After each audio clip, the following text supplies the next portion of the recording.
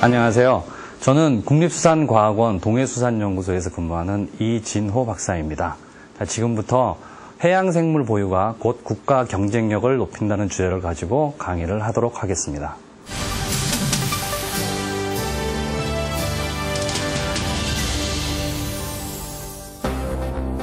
현재 그 세계의 생물 종이라든지 서식지가 굉장히 감소를 하고 있습니다.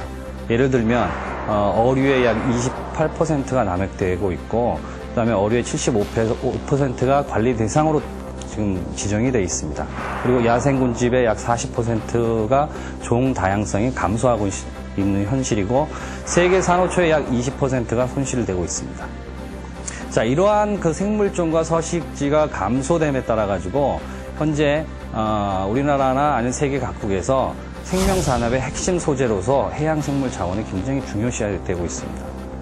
이러한 여러 가지 사실들을 볼 때 자원이 갖고 있는 의미는 일반 사람들이 생각하는 것보다 굉장히 크다고 볼 수 있습니다. 세계에서 해양생물은 학자에 따라 틀리지만 약 3천만 종 이상으로 보고 있습니다. 우리나라에서는 약 3만 종이 확인되었고, 확인된 종은 약 1만 종에 달합니다. 자원을 살아있는 채로 보관하거나 활용하기에는 굉장히 어렵다는 거죠. 그래서 세계적으로 보면 자원을 가장 편리하고 오랫동안 그리고 지속적으로 관리하고 활용할 수 있는 방법이 바로 표본이라는 그런 것이, 표본이라는 어떤 형태를 가져야지만 우리가 활용할 수 있다는 겁니다.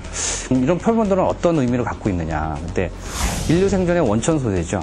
그러니까 우리가 인간이나 생물들이 진화해 오면서 어떻게 변해 왔느냐. 그리고 또 이 지구적인 어떤 변화라든가 환경 변화 속에서 생물들의 생활상이라든지 생물들의 내부적인 어떤 유전자적인 어떤 구조 변화라든지 이런 것들을 이 표본을 통해서 우리가 알 수 있다는 겁니다. 그럼 표본들이 어떤 표본들이 있는지를 한번 살펴보도록 하겠습니다. 일반적으로 우리가 가장 쉽게 접하는 것들은 바로 액친 표본이죠. 또 유리병에 담아가지고 특별한 생물체를 보관하는 거죠. 그리고 또 주로 이제 고래류가 되겠는데, 골격이나 아니면 덩치가 큰 것들, 이런 생물들을 표본화할 때 이제 골격 표본을 합니다. 그리고 해조류 같은 경우는 아크릴 표본을 하고 있고요. 그리고 미생물 같은 눈에 보이지 않는 작은 사이즈의 생물들은 슬라이드 형태로 보관을 하고 있습니다. 그리고 갑각류는 건조를 시켜서 보관하고 있고, 그 다음에 일부 어류 같은 경우는 박제 형태로 표본을 만들어서 저희가 자원으로서 활용할 수 있는 어떤 그런 소재로 사용하고 있습니다.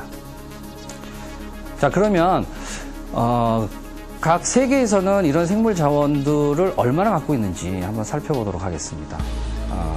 미국의 같은 경우는 국가생물자원 정보 인프라가 구축되어 있어가지고 자국뿐만 아니라 아태 지역의 생물 다양성에 대한 어떤 정보를 제공하고 있고, 워싱턴에 있는 스미소니언 자연사 박물관, 여기서는 지금 국가생물 다양성 보존에 관한 연구를 통합적으로 이제 수행을 하고 있습니다. 그리고 약 1167개의 박물관을 운영하고 있고, 그 다음에 세계에서 가장 많은 표본 수인 1억 5천만 점을 보유하고 있습니다. 일본으로 넘어가죠. 일본의 경우에는 국립과학관, 국립과학관에서는 생물 다양성 실물도 갖고 있을 뿐더러 DNA 샘플을 많이 수집하고 있습니다. 그리고 또 발굴 사업에도 굉장히 추진력 있게 지금 연구 활동을 하고 있는데 약 500만 건에 이르고 있습니다, 실적이. 일본의 생물 다양성 센터가 이와 뒷받침돼 가지고 일본의 생물 다양성 보존에 대한 연구를 같이 수행을 하고 있습니다.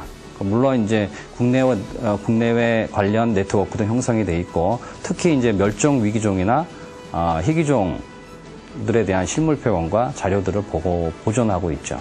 우리나라 같은 경우에는 지금 3개의 기관이 주로 이제 표본과 관련돼서 운영되고 있는데, 국립생물자원관 표본이 118만 점입니다. 그리고 국립중앙박물관 약 110만 점의 표본을 갖고 있고요. 그리고 현재 지금 건립 중입니다. 2013년도에 개관 예정으로 있는 그 국립해양생물자원관은 약 110만 점의 표본 확보를 목적으로 현재 지금 국토해양부에서 건립 추진 중에 있습니다. 자, 이번에는 각국의 생물자원 다양성 전략에 대해서 한번 살펴보겠습니다.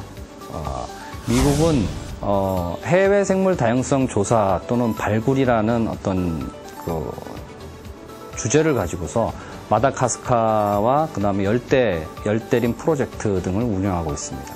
그리고 오비스라는 그 해양생물 지리정보 시스템을 구축하여서 그 안에서 해양생물 7만 1000여 종에 대한 위치 정보를 제공하고 있습니다. 여기에 들어와 있는 정보들은 약 73개국에 배포가 되고 있고 연구자들 약 2,000명의 연구자들이 네트워킹되어 있습니다. 유럽연합을 살펴보겠습니다. 유럽연합 같은 경우는 아주 오래전부터 생물 다양성 보존에 대한 국가 전략을 수립해 놨습니다. 그리고 그들의 어떤 전략 다음으로 이어지는 세부적인 어떤 정책 분야라든지 어떤 목표가 지금 수립이 되어 있습니다. 우리나라를 한번 살펴보겠습니다. 우리나라도 사실 기존에는 생물에 대한 어떤 전략이라던가 이런 거에 대해서는 세부적으로 이렇게 세워 있지는 않았습니다. 근데 CBD라는 생물 다양성 협약이 이제 발효되고 그다음에 세계 각국에서 자원에 대한 어떤 인식이 고조되기 시작하면서 국가에서도 지금 생물 다양성 협약 제4차 국가 보고서를 작년 5월 달에 CBD 사무부에다 제출한 상태입니다. 그리고 11개 부처 공동으로 합동으로 작년 2009년 6월 달에 국가 생물 다양성 전략 및 이행 계획서를 수립했고요. 앞서 제가 말씀드린 것처럼 세계 각국에서는 이런 자원에 대한 중요성을 인식해서 자원 확보에 관한 전략이나 국가적인 어떤 대책을 잘 수립하고 있습니다.